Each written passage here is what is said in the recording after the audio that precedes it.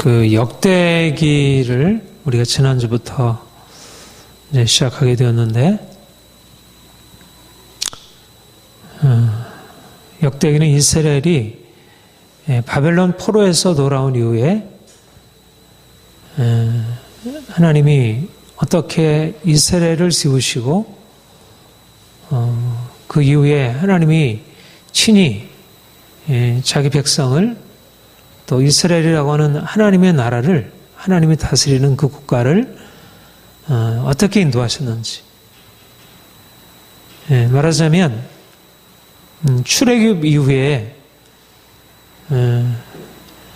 하나님이 이스라엘 백성들을 쭉 인도해 오셨고, 특별히 가나안 땅에 들어오고 나서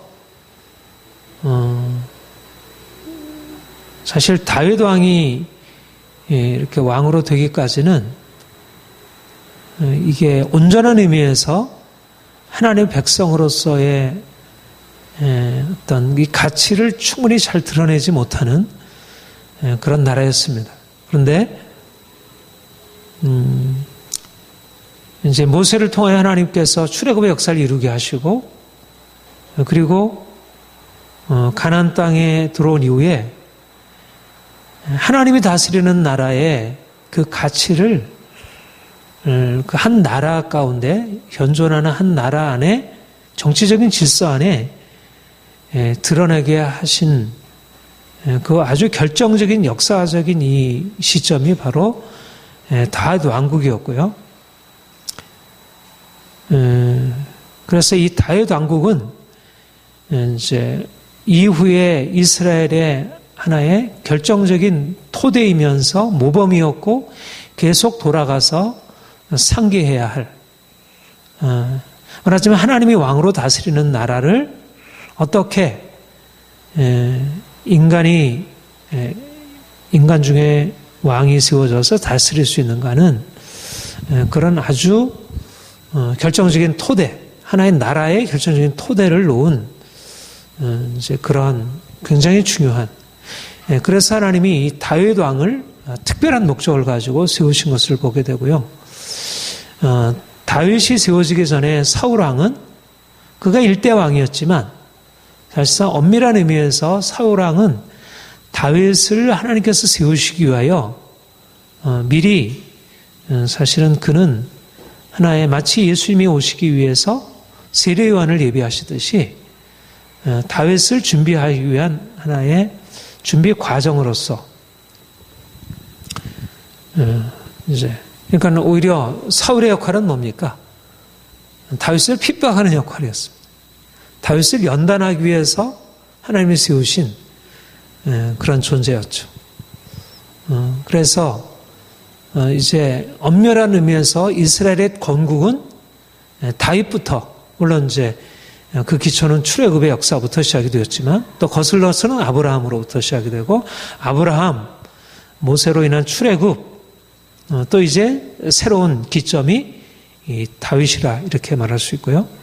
그래서 이제 역대상에서 이 다윗을 이제 언급하기 위해서 먼저 사울의 죽음부터 이렇게 이제 시작을 해서, 다윗 왕이 어떻게 이제 유다와 이스라엘 나라를 전체를 총괄하는 이제 왕이 되었는지 그것을 기록하고 있습니다.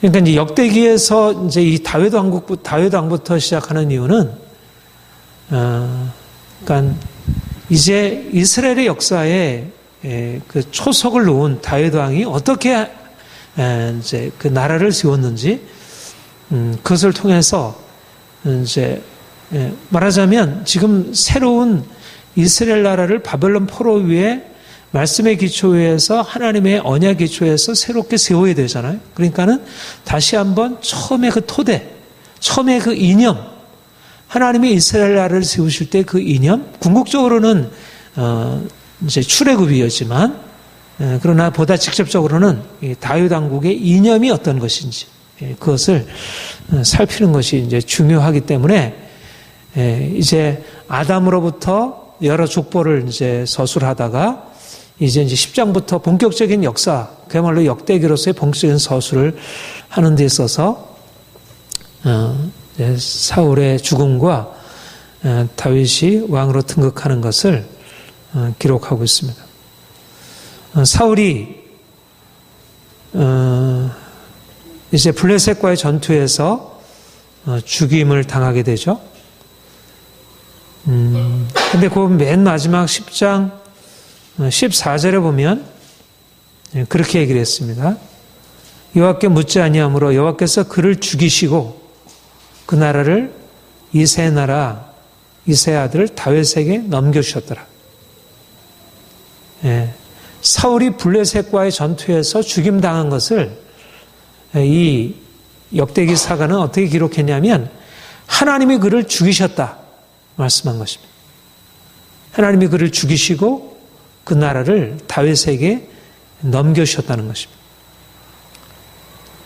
그러니까는 사울이 다윗을 죽이려고 그렇게 쫓아다녔는데 다윗은 사울 때문에 억울하게 정말 수년 동안 그 고통을 당하면서 그런 쫓김을 당했는데 그는 사울을 죽일 여러 기회가 있었지만 그러나 사울이 하나님의 기름 부음 받은 자라는 이유로 인해서 그를 죽이지 아니하고 하나님의 공의에 맡겨드리고 하나님을 기다렸더니 하나님이 블레셋 나라를 통하여 사울을 죽이신 것입니다.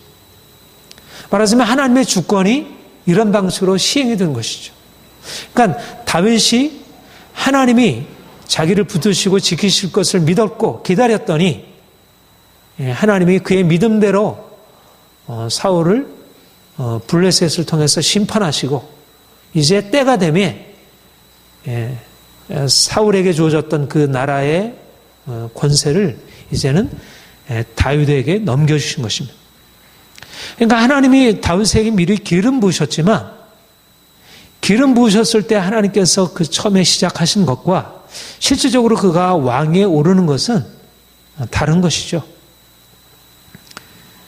이런 의미에서 사실 우리가 하나님의 주권을 붙들고 살아간다는 것이 얼마나 중요한지 많은 사람들이 성급하게 무엇인가 잘못되었다고 해서 그것을 뒤집어 엎으려고 하지만 뒤집어 엎는데도 시간이 필요하고 하나님의 적절한 때가 필요하고 하나님이 움직이시는 것이 있는 것입니다. 우리는 저것이 잘못됐으면 저것을 처단하는 것이 마땅하고 오늘 같은 혁명이 일어나야 마땅한 일이지. 사울은 일종의 완전한 폭군은 아니었지만 정말 나를 어지피려는 일을 하고 있으니까. 그러나 하나님이 다윗이 기다리고 하나님께 맡겨두었더니 하나님이 그를 축복하셔서 사울을 친히 다른 방식으로 제거하시고 이제 다윗을 왕으로 세우시고 그리고 그 시온성을 이제 그 점령한 이후에 그렇게 얘기를 해요. 11장 9절에 보면 우리 같이 한번 읽어볼까요? 시작. 만군의 여호와께서 함께 계시니 다윗이 점점 강성하여 가니라. 사울을 죽이시고 그 나라를 다윗에게 넘겨주시고 만군의 여호와께서 함께 하심으로 그가 점점 강성해지니라. 말하자면 하나님의 축복에 의해서 내가 스스로 높아지려고 하고 내가 강해지려고 하면 하나님께서 이렇게 낮추시고 결국은 사울처럼 죽임을 당하게 되고 그러나 하나님의 손에 붙들려서 나가게 되면 하나님이 친히 함께 하셔서 점점 강성하게 하시는 우리가 지난 주일도 롯과 아브라함의 운명에 대해서 우리가 살펴봤지만 내가 스스로 부하고자 하면 결국은 가난하게 되고 하나님의 나를 인도하심을 따라서 기다리고 나아가면 하나님의 때에 나를 높이실 때가 있는 것이지. 많은 사람들이 하나님이 움직여 가시는 그 역사를 알지 못하고 스스로 높아지려고 하다가 하나님이 낮추시는 것에서 낮아지고 다윗처럼 하나님께 기다리면 하나님이 그를 높이시는 그런 때를 만나게 되는 것입니다. 11장 38절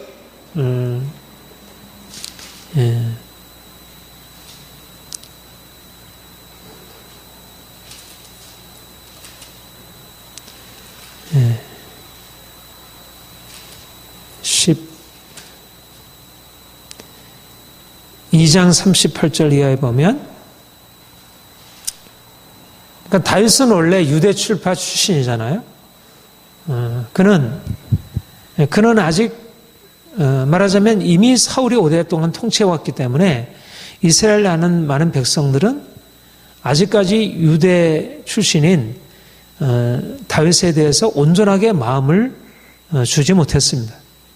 그런데 참 놀라운 것은 뭐냐면 다윗이 하나님을 온전히 의지하고 따라갔더니 그렇게 사울을 대적하지도 않았고, 만약 그가 사울을 대적했다면 이스라엘은 반으로 쪼개지게 되었을 것입니다. 처음 건국 때부터, 나중엔 또 쪼개지게 되었지만, 그러나 다윗이 하나님 편에 서서 사울을 대적하지 않았기 때문에 그가 왕이 된 이후에도 모든 백성들이 그에게 와서 모든 군사가 전열을 갖추고 38절에 다 성심으로 헤브론에 이르러 다윗을 온 이스라엘의 왕을 삼고자 하고, 또 이스라엘의 남은 자도 다 한 마음으로 다윗을 왕으로 삼고자 하여 우리가 거기서 다윗과 함께 사흘을 지내며 함께 먹고 마시면서 이스라엘 가운데 큰 기쁨이 있었다, 이렇게 얘기를 하고 있습니다.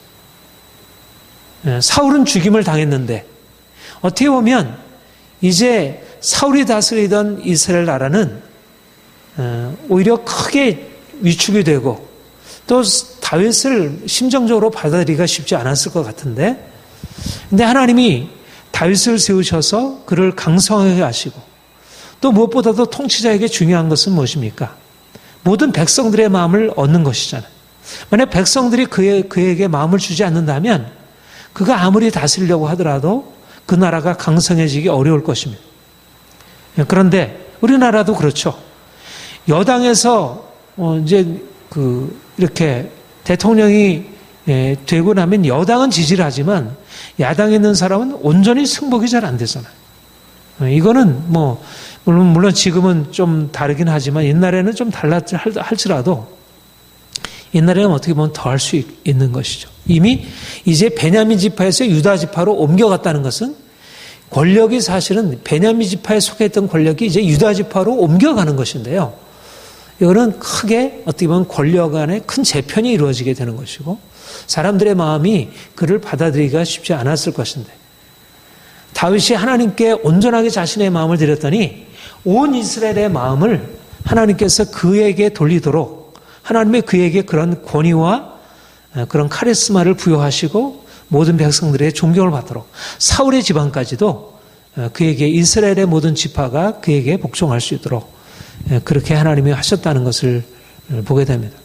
그러니까 우리가 사실 사람들한테 인정받으려고 하고 스스로 높아지려고 하게 되면 결국은 부분적으로는 높아질 수 있을지 모르지만, 그러나 하나님이 낮추시고 또 한 사람들로부터는 한 집단으로부터는 지지를 받을 수 있어도 모든 사람으로부터 함께 지지를 받기는 쉽지가 않은 것입니다. 그런데 하나님을 온전히 경외하고 섬기게 되면 하나님이 모두에게 이 보편적이시니까, 그러니까 모든 사람들을 이렇게 포용할 수가 있고 또 모든 사람들로부터 존경을 받을 수가 있고 또 화평케 하는 일을 할 수가 있고, 이것이 우리가 하나님을 더 온전하게 사람을 두려워하거나 사람을 따르지 아니하고 하나님을 두려워해야 할 이유라 할 것입니다. 이제 이렇게 이제 그리고 이제 여러 다윗의 용사들에 대해서 이제 기록을 하고 있고, 이제 처음에 다윗이 쫓겨다닐 때 그를 쫓아탄 용사들의 이름과 또 그가 이제 왕이 된 이후에 그를 따르게 되었던 많은 군사들에 대한 얘기를 하고, 이제 그 다음에 이제 언급하고 있는 것이 이제 13장부터 다윗이 법궤를 옮겨오게 되는 사건을 기록하고 있습니다. 이건 굉장히 중요한 사건으로, 특별히 역대기에 있어서 굉장히 중요한 사건으로 언급이 되고 있습니다. 우리가 이제 열왕기 사무엘 하와 이 역대 상이 서로 겹치게 되는데, 사무엘 하에서 요 당시의 그 기록, 요것과 그 병행되는 그 기록을 보면 요 법궤를 옮겨온 사건이 이렇게 상세히 기록이 안 되어 있습니다. 그런데 여기는 이 법궤를 옮겨온 사건을 굉장히 크게 의미를 부여해요. 3장이나 무려 3장이나 여기에다가 의미를 부여하고 이제 언급을 하고 있는 것입니다. 그만큼 다윗이 이 법궤를 옮겨온 사건이 당시 포로에서 돌아온 이스라엘 백성들에게 굉장히 중요한 의미로 부각이 되었다는 거죠. 왜냐하면 이들에게 있어서 사실은 이스라엘 백성들의 실패, 유다의 실패가 무엇이었습니까? 그들이 하나님을 예배하는 하나님의 거룩한 백성인데 하나님을 예배하는 게 아니라 우리가 에스겔서에서도 보지만 성전에서 다른 우상들을 만들어 놓고 동쪽의 태양을 향해서 섬기고 거기 있는 제사장들이 엉뚱한 이방신들을 향해서 제사를 드리는 일을 해왔던 것입니다. 예루살렘 성전이 우상의 소굴이 되었죠. 하나님을 예배해야 할 그곳이 하나님을 예배하는 것이 아니라 오히려 이방신들을 섬기는 이방인의 신당으로 산당으로 변해버린 것입니다. 그것 때문에 바로 지금 이스라엘이 그 다음에 유다가 하나님의 심판을 받아서 이 포로로 잡혀가고 수치를 당하게 되죠. 그러니까 이스라엘 백성들이 돌아와서 처음에 생각했던 것이 무엇이겠어요? 그러니까 70년 포로 생활에 하나님께서 그들에게 깨닫게 하신 것이 가장 중요한 것은 하나님을 예배하는 거구나. 성전이 중요하고 성전에서 드리는 제사가 중요하고 이 법궤가 중요하구나. 하나님의 말씀이 중요하구나. 이것을 깨닫게 된 것입니다. 그래서 사실 역대기 곧 처음에 우리가 보지만 처음에 와서 한 일이 뭐냐면 레위인들과 문지기들, 그래서 먼저 아직 성전이 세워지기 전에 성막부터 세워놓고 하나님께서 제사하는 것을 먼저 시작하게 한 것입니다. 그러니까 중요한 게 뭐냐면 이제 우리가 돌아와서 처음 해야 할 것은 뭐냐? 하나님을 예배하는 거다. 그러면서 역사를 살펴보니까 바로 다윗이 여러 가지 이제 전장에서 승리해서 왕국을 세웠지만 그러나 가장 중요한 것은 그가 법궤를 옮겨와서 하나님을 예배했던 그 다윗의 장막을 세웠던 것을 그들이 기억하고 이 법궤를 옮겨온 사건에 큰 의미를 부여한 것입니다. 여기 한번 보세요. 13장 1절부터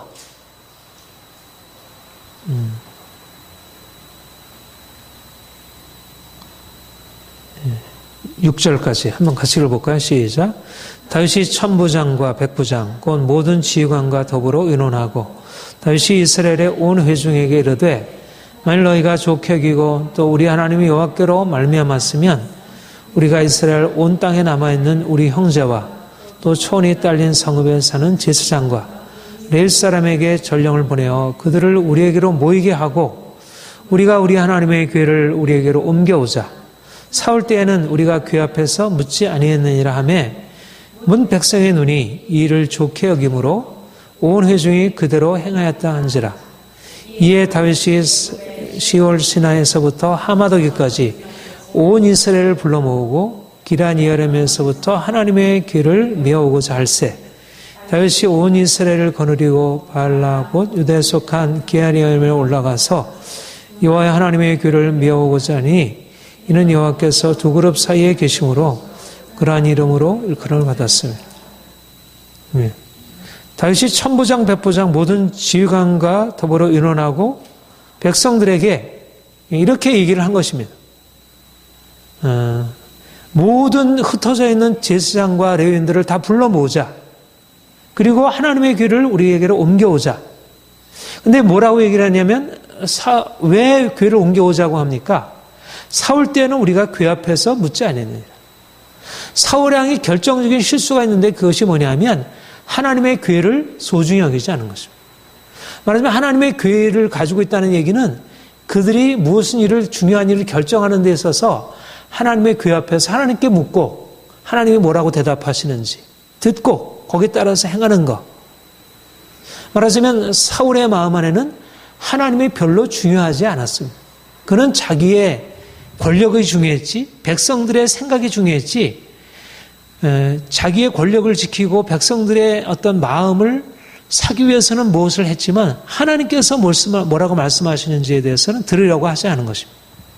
그런데 다윗은 그가 이제 가장 높은 최고의 권력에 오른 이후에 그가 하고자 했던 것은 뭐냐면 하나님의 괴를 모셔 올려드리자. 제사장과 레위인들을 다 불러 모으고 하나님의 괴를 모셔오게 하자. 그리고 이 하나님의 괴가 나의 통치의 중심이 되게 하자. 하나님께 묻고 하나님이 뭐라고 말씀하시는지 거기서부터 내가 듣고 이 통치를 할 수 있도록. 그러니까 사울이 행했던 그런 실패를 반복하지 않겠다는 것이었습니다. 그가 왕이 되기 이전에도 그는 기도하는 사람이었고 하나님 앞에서 하나님께 묻고 행했던 사람이지만 그가 왕이 된 이후에는 더욱더 하나님이 그에게 말씀하시는 것을 듣고 통치하려고 하나님의 괴를 오게 한 것이죠. 얼마나 그러니까 중요한 것은 행동 그 자체, 법궤를 옮겨오게 했다는 그 행동 그 자체보다도 그 안에 있는 동기가 중요한 것입니다. 왜 그랬는가? 이거는 정치적인 행위가 아니라 다윗 안에 사울과 다른 하나님을 경외하는 마음, 하나님의 말씀에 순종하고자 하는 마음, 그야말로 하나님의 말씀이 통치의 원리가 되도록 하는 그와 같은 마음이 그 중심에 있었기 때문에 이런 법궤를 옮겨오는 행위를 하려고 했던 것이죠. 근데 법궤를 옮겨오는 중에 중요한 사건이 발생하죠. 수레를 메고 수레에다가 그 법궤를 싣고 오는데 수레를 옮겨가던 그 나귀가 뛰게 되자 이제 웃사가 그것을 고정시키려고 잡았다가 거기서 즉사를 하게 됩니다. 그래서 더 이상 옮겨갈 수 없겠다 생각하고 오베데돔이라는 레위인의 집에다가 그것을 두게 됩니다. 여기에서 이제 중요한, 그러니까는 참 마음의 동기가 순수했다고 할지라도 이 과정이 얼마나 중요한지. 그러니까 참 하나님을 섬기는 데 있어서 하나님이 거룩하시고 굉장히 그분은 크고 보편적이고 넓으신 분이지만 또 굉장히 세밀하게 그분의 뜻을 말씀하시고 있다는 사실을. 그래서 이제 그들이 오베데돔의 집에서 오랫동안 머물러 있었는데 하나님께서 오베데돔의 집을 축복하셨다는 소식을 듣고 이제 다시 우리 예루살렘으로 옮겨오자. 그렇게 해서 다시 옮겨오게 됩니다. 그런데 여기 15장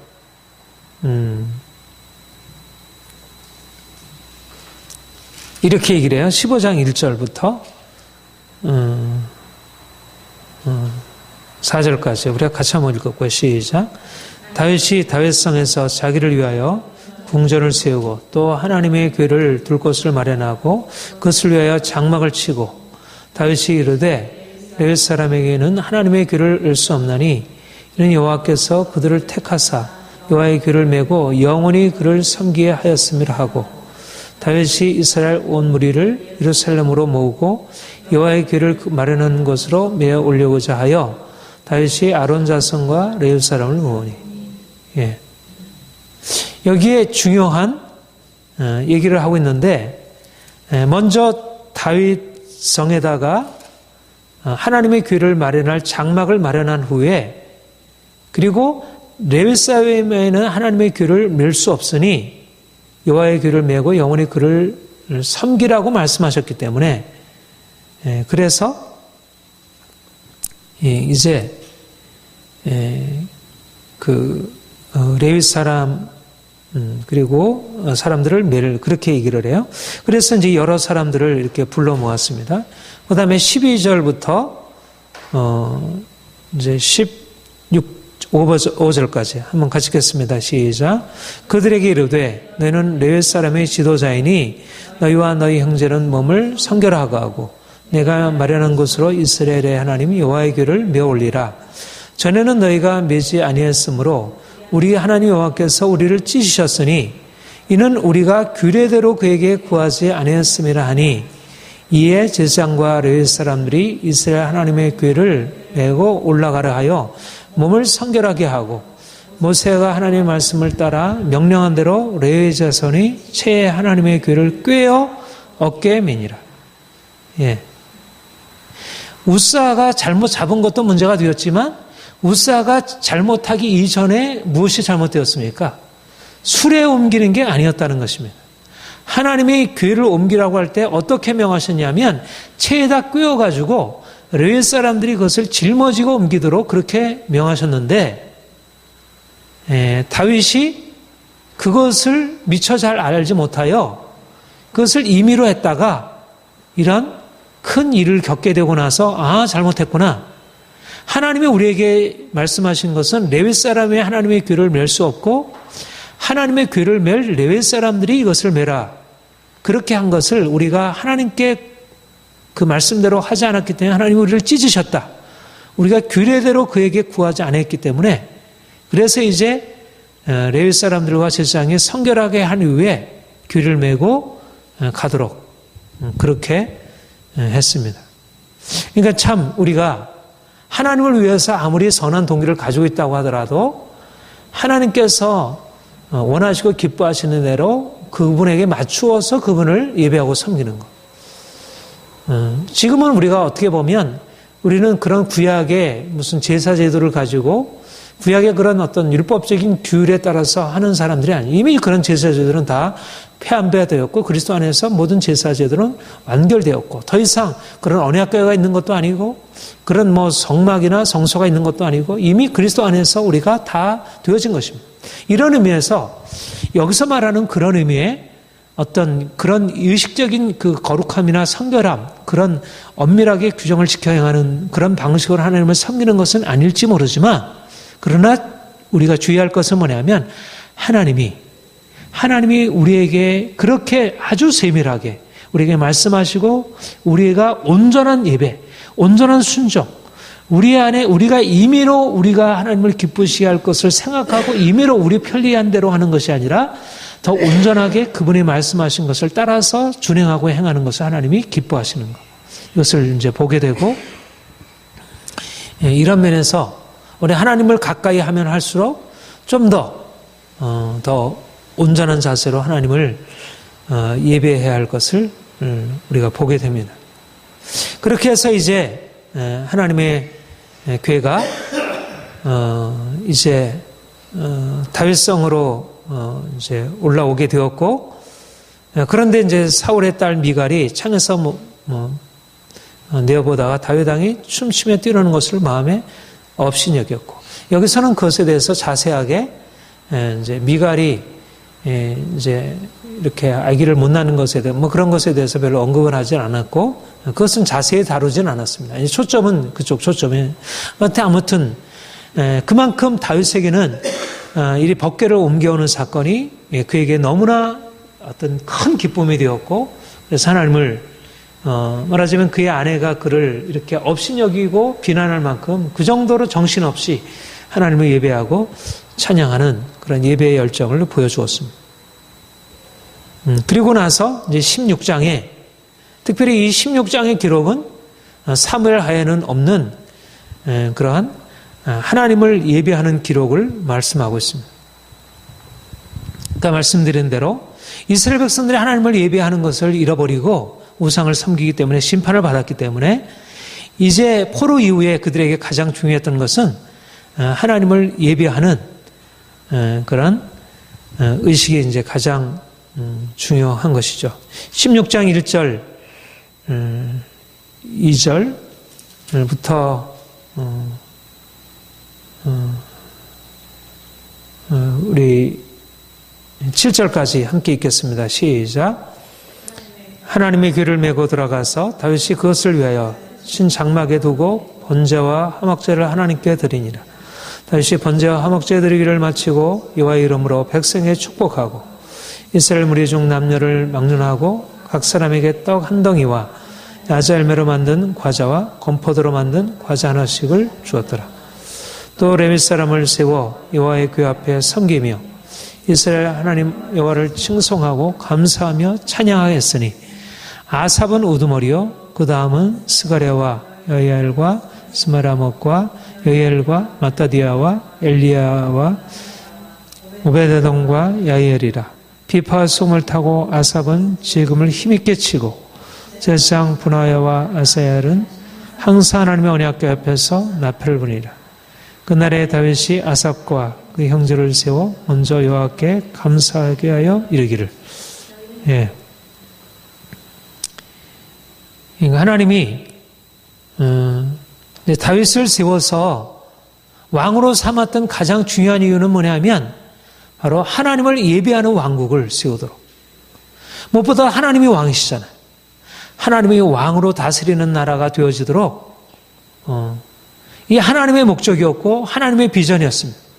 그런데 다윗은 바로 그런 하나님의 비전을 이루기 위해서 물론 그가 자기가 사는 궁전을 지었지만 겉으로 볼 때는 초라하지만 이 다윗의 장막을 짓고 그곳에서 하나님을 예배하는 일을 멈추지 않았던 것입니다.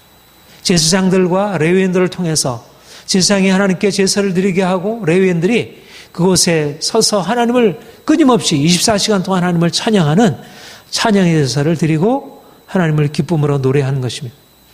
그것의 대표자가 아삽이죠. 그래서 이 하나님을 예배하는 이 예배의 이 전통, 이게 다윗이 왕에서 물러난 이후에 제대로 이게 유지되지 못하다가 이제 이스라엘 백성들이 포로에서 귀환되어 온 이후에 다시 이 다윗의 장막이 회복이 되고 하나님을 예배하는 일들이 다시 일어나게 된 것입니다.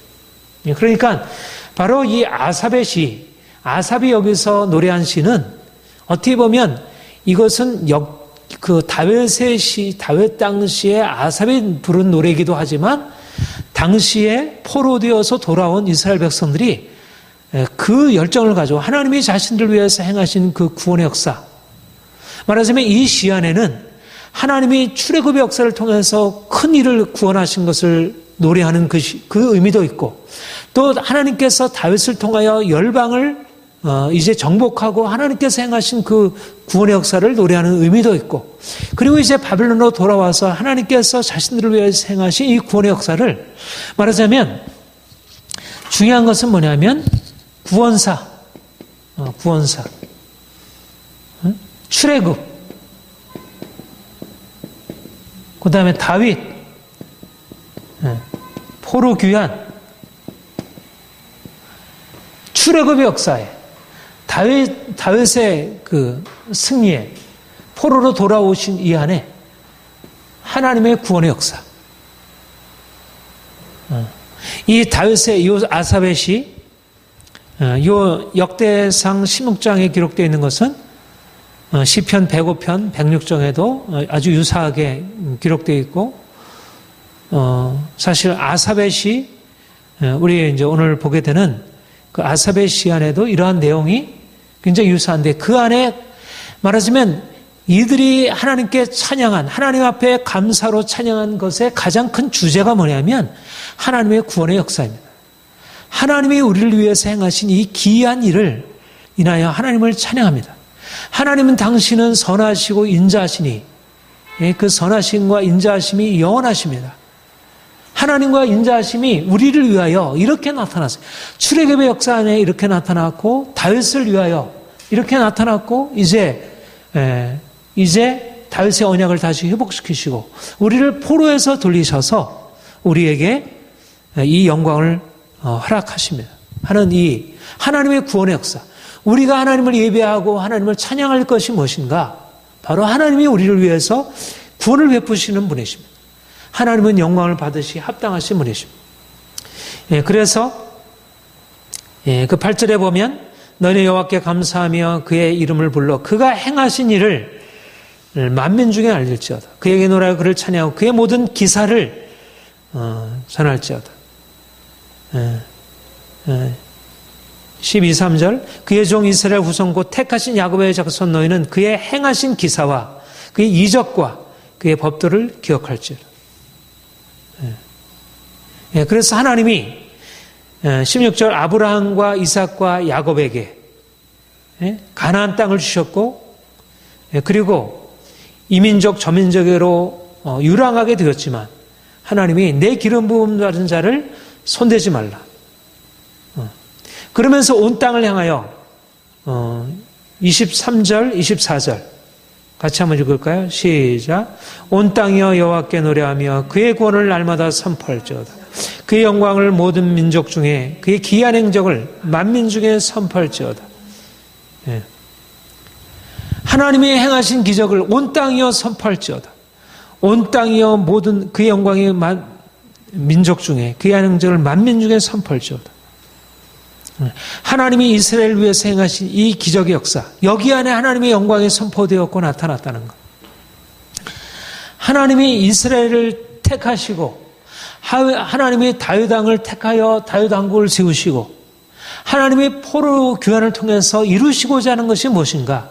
바로 그 구원의 큰 기사, 그 행적, 그것을 통해서 하나님의 이름이 온 열방 가운데 알려지고 만민 가운데 하나님의 영광을 선포하시기 위해서 여호와는 위대하시니 지극히 찬양할 것이요 모든 신보다 경외할 것입니다. 만국의 모든 신은 헛된 것이나 존귀와 영함이 그의 앞에 있고 하나님께 영광을 돌리시오다. 자, 또 30절부터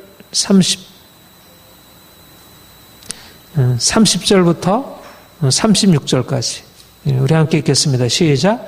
온 땅이여 그 앞에서 떨지어다. 세계가 굳게 서고 흔들리지 아니하는도다.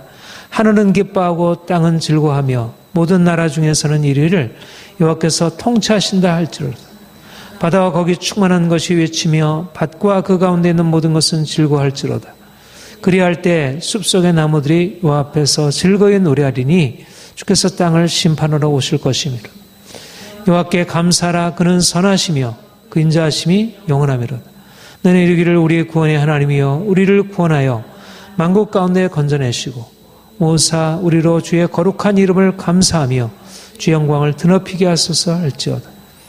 여호와여 이스라엘 하나님을 영원부터 영원까지 송축할지어다. 모든 백성이 아멘하고 여호와를 찬양하였다. 온 땅이여 그 앞에 떨지어다. 하나님이 온 세상을 통치한다. 바다와 그 가운데 있는 모든 것이 외치고 모든 것들이 즐거워할지로다.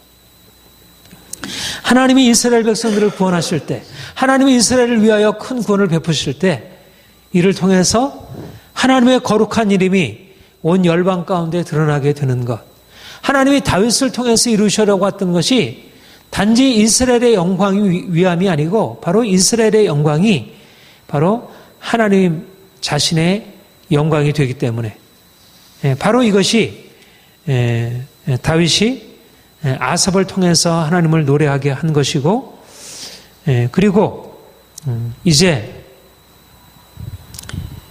그 다음에 보면 다윗이 그렇게 아삽에서 예루살렘 아삽으로 하여금 예루살렘에 있는 그 성막에서 하나님을 섬기도록 하고, 그 다음에는 그 39절에 보면 제사장 사독과 그 형제 제사장의 기브온 산당에서 하나님 앞에, 그러니까 성막이 두 군데 있었던 것입니다. 하나는 예루살렘에 하나 있었고 하나는 기브온에 성막을 하나 더 두고 기브온 산당에 제사장 사독과 형제 제사장들이 서고 그곳에도 번제를 드리게 하고 그곳에서도 해만과 여두둔 이러한 레위 사람들을 통해서 하나님의 인자하심이 영원하시다는 것을 찬양토록 그렇게 했습니다. 그러니까 기브온 산당은 나중에 솔로몬이 그곳에 가서 하나님께 기도하여 지혜를 구했던 곳이죠. 그러니까 예루살렘에서 하나님을 예배하는 그 다윗의 장막이 있었고 또 기브온 산당에도 기브온에서도 하나님의 성막이 있어서 그곳에 하나님을 예배하도록 그렇게 행했습니다. 이렇게 다윗에게 있어서는 무엇보다도 하나님을 예배하는 것, 하나님의 성막을 세워서 하나님을 예배하는 것을 가장 귀하게 여긴 것을 봅니다. 우리가 사실 다윗의 영광을 우리가 생각할 때 다윗이 세웠던 그 나라, 얼마나 사실은 작은 나라였는데 그 인근에 있는 모압, 블레셋, 주위에 있는 에돔 모든 나라를 향해서 강력한 권력을 향해서 다 조공을 들이도록 그렇게 만들어온 강력한 제국을 이뤘고, 솔로몬 때는 더하게 되었지만, 근데 그 기초가 어디 있었냐면 바로 하나님의 장막에서 하나님을 예배하는 이 다윗의 장막이 바로 하나님을 예배하는 이 하나님의 통치가 비록 그때는 아직 성전이 세워지기 이전에 초라한 장막이었지만 그러나 그곳이 바로 하나님의 통치, 하나님께서 통치하신다는 사실이 거듭 상기되고 그러므로 그들이 다른 이방과 다른 하나님의 통치의 원리에 따라서 나라를 다스릴 수 있도록 그렇게 되었다는 것. 이런 면에서 오늘날도 우리가 하나님의 영광으로 온 세상을 정복하려 나갈 때 가장 그 기초는 뭐냐? 바로 하나님을 예배하는 다윗의 장막이 우리 안에 회복되는 것이다. 그렇게 말할 수 있을 것입니다. 우리가 역대상과 함께 이제 시편 73편 이하의 그 아삽의 시, 우리가 조금 전에 다윗이 예루살렘 그 다윗의 장막에서 하나님을 예배하는 자로 그 지휘자로 세웠던 아삽이 지었던 그 시를 73편 이하에 여러 편에 걸쳐서 나오고 있는데 73편은 특별히 아주 중요한 시, 익히 많이 우리가 읽혀지고 뭐 시편 중에서도 아마 가장 중요한 시들 중에 하나라 이렇게 말할 것입니다. 특별히 시편 73편은 의인이 고통을 당하고 있고 악인은 형통함을 보고 3절에 보면 2절 3절 나는 거의 넘어질 뻔하였고 나의 걸음이 미끄러질 뻔하였으니 이는 내가 악인의 형통함을 보고 오만한 자를 질투하였음이라. 그들은 온갖 악을 행하고 있지만 그들은 전혀 삶에 고통이 없고 하나님을 대적하고 많은 사람들에게 그런 폭력을 행사하고 그러나 그들은 평안하고 재물이 더하는 것입니다. 그래서 13절에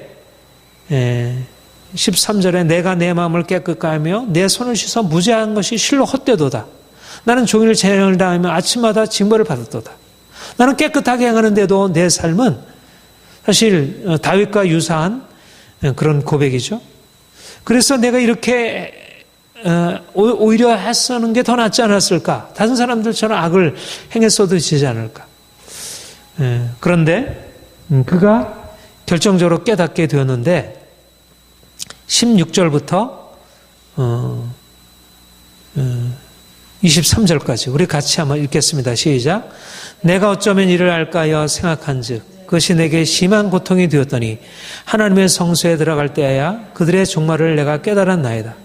주께서 참으로 그들을 미끄러운 곳에 두시며 파멸에 던지시니 그들이 어찌하여 그리 갑자기 황폐되었는가. 놀랄 정도로 그들은 전멸하였나이다. 주여 사람이 깬 후에는 꿈을 무시함같이 주께서 깨신 후에는 그들의 형상을 멸시하리이다. 내 마음이 산란하며 내 양심이 찔렸나이다. 내가 이같이 우매무지함으로 주 앞에 짐승이 오나 내가 항상 주와 함께하니 주께서 내 오른손을 붙으셨나요? 그가 잠시 마음이 실족하여 어찌하여 나는 하나님 말씀대로 순종하는데 이 고통이 끝이지 아니하고 악인은 저렇게 악을 행하는데도 그들의 삶은 형통하게 되는가? 이 어찐 일인가? 그가 이에 대해서 심한 근심과 고통이 있었는데 하나님의 성소에 들어가 보니까 그들이 어떻게 졸지에 멸망하게 되었는지 그것을 하나님께서 보이신 것입니다. 중요한 것은 하나님을 바라보지 못하게 되면 자기 자신이 당하는 고통에 대해서 낙심하게 되고 또 악인의 형통함에 대해서 질시하게 되지만 그러나 하나님이 반드시 악인들의 모든 것에 대해서 꿈과 같이 그것을 멸망시키게 하시고 그래서 나중에 그것을 깨닫고 내가 이렇게 우매무지한 짐승과 같이 이렇게 하나님 앞에 원망을 했구나. 그러면서 그가 고백하기를 25절 26절 우리가 잘 아는 말씀이죠. 시작. 하늘에서는 주의 누가 내게 있으리요 땅에서는 주밖에 내가 사모할 리 없나이다. 내 육체의 마음은 쇠약하나 하나님은 내 마음의 반석이요 영원한 품길이시니. 악인이 누리는 형통함이 내게 없을지라도 내가 비록 공고함을 당할지라도 나는 하늘의 주밖에 내게 없고 땅의 주밖에 내가 사모할 일 없습니다. 내 마음과 육체는 쇠약하지만 하나님이 내 마음의 반석이시고 영원한 분기시십니다. 하나님, 내가 당신으로 인하여 내가 감사하고 찬양할 것입니다. 이것이 바로 아삽의 고백이고, 이것이 바로 다윗의 고백이고, 이것이 바로 이스라엘의 고백입니다. 하나님의 백성들이 나아가는 길에 이런 고난이 있고 고통이 있지만, 그러나 하나님께서 반드시 의인들의 편에 서시고 의인들을 고통에서 건지시고 악인들을 심판하시리라고 하는 것. 74편 이하에도 동일한 탄식과 하나님께 대한 외침이 있습니다. 3절 이하에 보면 영구히 파멸되는 곳을 향하여 주의 원수팔을 옮겨 놓으소서. 원수가 성수에서 모든 악을 행하였나이다. 주의 대적이 주의 회중을 위하여 떠들며 자기들의 깃발을 세워 표적을 삼으니 그들은 마치 도끼를 들어 삼림을 베는 사람과 같으니이다. 이제 그들이 도끼와 절대로 성수의 모든 조각품을 쳐서 부수고 주의 성수를 불사르며 주의 이름을 계신 곳을 더럽혀 땅을 엎었나이다. 9절에 우리 표적은 보이지 아니하며 선지자도 더 이상 없으며 이런 일이 얼마나 오래는지 우리 중에 아는 자 없나이다. 하나님이나 대적이 언제까지 비방하겠으며 원수가 주의 이름을 영원히 능욕하리이까. 그러면서 하나님 앞에 이런 탄식 가운데서 하나님 앞에 기도하기를 주의 맷부들 19절 주의 맷부들에게 생명을 들짐승에게 주지 마옵소서. 주의 가난한 자의 목숨을 영원히 입지 마옵소서. 말하자면 현실 가운데서 고난을 당하는 것, 너무나 현실은 부조리하고 부당하고 불의하고 하나님의 백성이 이렇게 고통을 당하게 되면서 하나님 외에는 거기에 대해서 호소할 데가 없는 것이죠.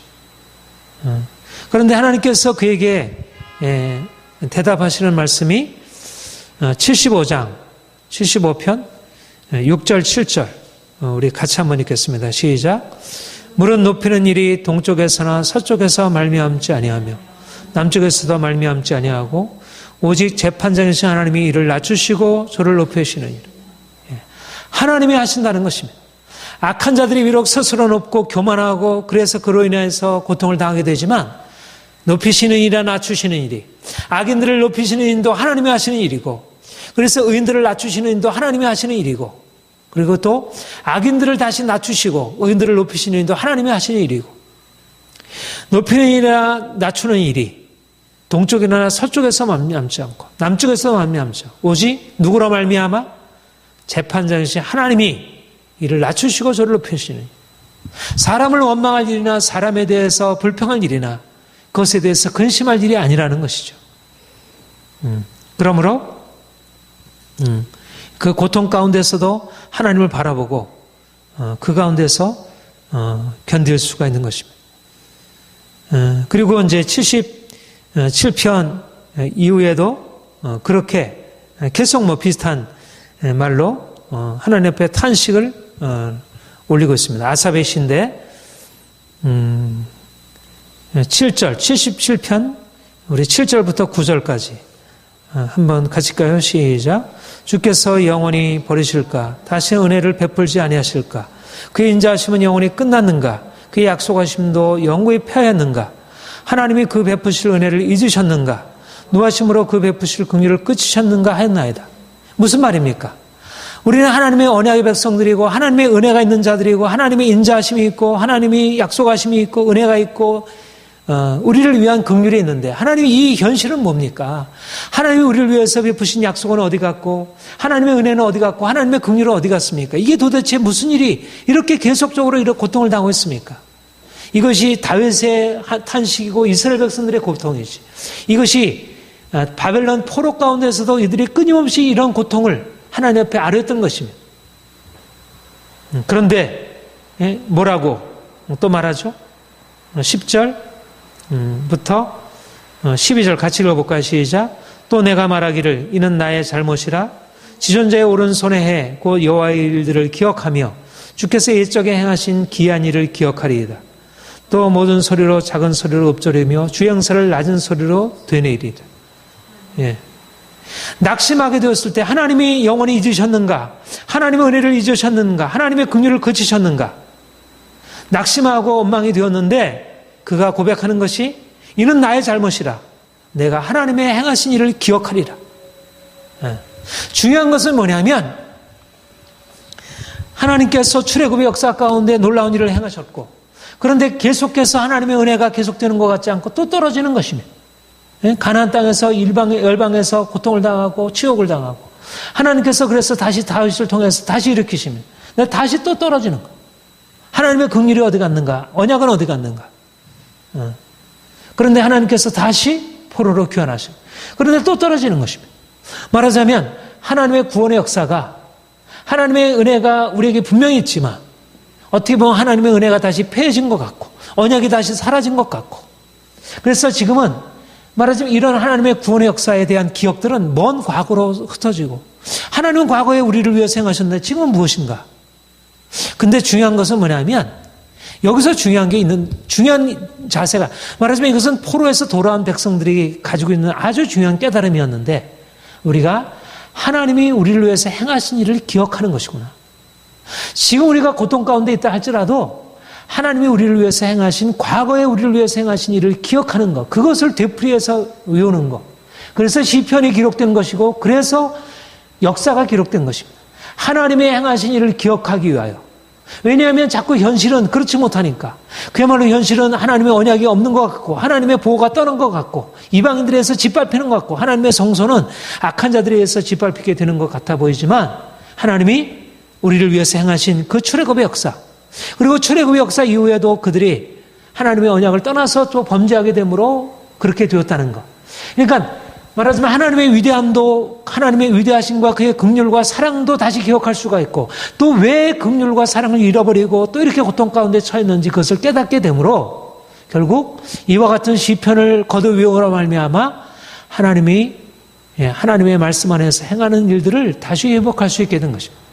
이것이 시를 다시 짓고 시를 다시 노래하는 이유이고 그리고 역사를 다시 짓고 역사를 다시 기억하는 이유입니다. 포로 귀환 이후에 하나님이 바벨론의 수치를 통해서 바로 이런 과거의 일들을 깨닫도록 그리고 이제 84편 우리가 잘 아는 고라 자손의 시인데 우리 84편 1편 1절 2절 같이 계속 읽을까요? 시작. 만군의 여호와여 주의 장막이 어찌 그리 사랑스러운지요. 내 영혼의 여호와의 공정을 사모하며 수약하며 내 마음과 육체가 살아계신 하나님께 부르짖나이다. 그 다음에 10절 읽을까요? 시작. 주의 궁정에서의 한 날이 다른 곳에서의 첫날보다 나은즉 악인의 장막에 사는 것보다 네 하나님의 성전 문지기로 있는 것이 좋사오니. 이게 다윗의 장막을 하나님께서 다윗이 짓고 나서 바로 다윗이 그러한 마음을 가지고 하나님을 예배하고 아삽과 고레 자손과 같은 하나님의 사람들이 하나님의 장막에서 그를 예배하고 또 이 돌아온 이후에도 여기서 이제 고라 자손이 여기 이제 고라 자손 보면 여기서 고라 자손은 오히려 포로 귀환 이후에 고라 자손인 것으로 85편 보면 그렇게 보여지게 됩니다. 85편에 보면 여호와께서 주께서 주의 땅에 은혜를 베푸사 야곱의 포로된 자들이 돌아오게 하셨으며 주의 백성의 죄악을 사하시고 그 모든 죄악을 덮으셨나이다. 그래서 하나님이 그들을 위해서 행하신 하나님의 구원의 역사를 이렇게 돌아보고 10절에 보면 인애와 진리가 서로 입맞추고 의와 화평이 서로 입맞추면 정의와 화평이 입맞춘다는 것을 노래하고 있습니다. 그 다음에 89편에는 89편의 마지막으로 이제 에스라는 에단의 마스길인데 여기서 다윗 왕조를 향한 하나님의 언약에 대해서 말씀했는데 거기 3절에 보면 같이 읽어볼까요? 3절 4절 같이 읽겠습니다. 시작. 주께서 이르시되 내가 나의 택한 자와 언약을 맺으며 내 종 다윗에게 맹세하기를 내가 내 자손을 영원히 경고케 하며 내 왕위를 대대에 세우리라 하셨나이다. 그 다음에 19절 같이 보겠습니다. 19절부터 21절 시작. 그때 주께서 환상 중에 주의 성도들에게 말씀하시기를 내가 능력 있는 용사에게는 돕는 힘을 더하며 백성에게 택함 받은 자를 높였으되 내가 내 종 다윗을 찾아내어 나의 거룩한 기름을 그에게 부었도다. 내 손이 그와 함께하여 견고하게 하고 내 팔이 그를 힘있게 하리로다. 하나님이 다윗에게 베푸실 은혜에 대해서 26절부터 29절 같이 읽겠습니다. 시작. 그가 내게 부르기를 주는 나의 아버지시요 나의 하나님이시요 나의 구원의 바위시리를 하려도다. 내가 또 그를 장자로 삼고 세상 왕들에게 지존자가 되게 하며 그를 위하여 나의 인자함을 영원히 지키고 그와 맺은 나의 언약을 굳게 세우며 또 그의 후손을 영구하게 하여 그 위를 하늘에 날같게 하리로다. 이렇게 하나님께서 그의 다윗에게 이런 놀라운 약속을 하셨습니다. 그런데 38절을 보세요. 38절. 그러나 하나님께서 이렇게 약속하셨는데 같이 읽겠습니다. 38절부터 41절 시작. 그러나 주께서 주의 기름 받은 자에게 놓아사 물리치셔서 버리셨으며 주의 종의 언약을 미워하사 그의 관을 땅에 던져 욕되게 하셨으며 그의 모든 울타리를 파괴하심으로 그 요새를 무너뜨리심으로 길로 지나가는 자들에게 다 탈출을 당하며 그 이웃에게 욕을 당하나이다. 14, 16절에 보면 여호와여 언제까지니까 스스로 영원히 숨기시나이까 주의 노가 언제까지 불붙듯 하시겠나이까. 하나님 우리가 받은 비방을 기억하옵소서. 이렇게 하나님 앞에 호소하는 것으로 보게 됩니다. 우리가 거듭 되풀이 아까 우리가 아삽의 시에도 보았고 그랬지만 하나님이 이스라엘 백성들을 택하신 이후에 그 국류를 오히려 내려놓는 것 같아 그 보이는 그런 일들이 있었고 또 다윗을 택하셔서 그의 언약을 주셨지만 내가 내 날을 영원히 계속하리라 그렇게 말씀하셨지만 실제적으로 하나님이 다윗 왕국을 그렇게 영원한 나라로 세우지 아니하시고 그들이 수치를 당하도록 이방인에서 부끄러움을 당하게 하셨던 것입니다. 그러나 그 가운데서도 그들은 하나님이 그들을 위해서 행하신 일이 무엇인지를 기억하고 하나님을 찬송하는 것입니다. 하나님이 그 영원한 언약을 폐기하지 아니하시는구나. 이것이 바로 우리가 우리 시편을 통해서 얻게 되는 은혜입니다. 우리는 하나님께서 우리를 위해서 행하신 분명한 역사적인 기록을 가지고 있는 사람들입니다. 우리가 하나님의 이 구원의 역사를 분명히 가지고 있고 그런데 현재 역사 보면 우리의 현재 삶을 보면 하나님의 구원의 역사와는 너무나 동떨어져 있는 것처럼 보이는 그런 것이 보여요. 그런데 아삽이 73편에 처음 고백하듯이 그러나 이것이 결코 우리의 그 절망적인 상황을 보여주는 게 아니라 아직까지 하나님께서 우리에게 약속해 주신 그 구원의 축복은 아직 다 나타나지 않았던 것입니다. 그러니까 우리가 기억할 것은 뭐냐면 하나님의 약속이고 그의 영원한 신실하심이고 반드시 하나님이 자기 백성들을 위하여 놀라운 구원을 베풀어 주시고 출애굽의 역사 다시 한번 일으키시고 다윗의 왕국의 그 위대한 하나님의 역사를 우리 가운데 베푸시리라고 하는 것. 이미 그리스도께서 우리를 위해서 바로 이 언약을 성취하시기 위해서 오셨고 우리는 이 구원의 축복 아래 있고 우리는 출애굽의 역사를 경험한 사람들이고 다윗 왕 예수 그리스도 그분의 통치 아래에서 사는 자들이고 그래서 이제는 영원한 하나님의 나라의 능력을 가지고 온 세상을 향하여 이 능력을 나타낼 사람들입니다. 하나님이 우리로 하여금 이러한 다윗의 비전 또 이제 포로에서 돌아와 다윗의 장막을 다시 세우고 하나님을 찬양했던 이들의 찬양의 그런 비전을 가지고 우리가 날마다 하나님을 예배하고 찬양하고 하나님이 우리를 위해서 행하신 일들을 늘 기억하고 그래서 이 하나님을 기억하는 우리의 찬양의 행위가 결국 우리의 삶을 그야말로 근본적으로 깨뜨리고 바꾸어가는 것입니다. 이제 우리의 삶에 있는 모든 어떤 고통들, 우리의 모든 문제들에 대하여 모든 대적들이 우리를 대적하는 것에 대하여 이 찬양의 제사가 근본적인 능력이 되어서 현실을 바꾸리라 그렇게 믿고 기대합니다. 우리 안에 이러한 다윗의 장막이 다시 회복되고 우리를 통해서 하나님의 능력이 온 열방 가운데 흘러가기를 소망합니다. 기도하겠습니다. 하나님 아버지, 하나님께서 우리를 위하여 이미 놀라운 일을 행하셨고 다윗이 왕이 되어 하나님의 장막을 세우고 그곳에 법궤를 드리고 날마다 하나님 앞에 거룩한 제사를 드리며 찬양의 제사를 드려 하나님을 여호와는 선하시며 그 인자하심이 영원하시미로다. 하나님의 그 기이한 행적을 날마다 찬양하며 그 찬양으로 인해서 다윗의 나라가 견고하게 된 것 같이 아버지여 우리에게 주의 성령께서 임하셔서 우리가 날마다 하나님이 우리를 위해 행하신 기이한 일들을 기억하며 하나님을 찬양하며 우리의 현실이 찬양할 수 없는 그런 답답하고 어두운 것이랄지라도 그 가운데서 하나님이 이미 우리를 위해 행하시는 구원의 역사를 기대하고 우리가 날마다 하나님을 높이게 하여 주옵소서. 하나님 우리를 통해서 영광받아 주옵소서. 예수님의 이름으로 기도합니다. 아멘.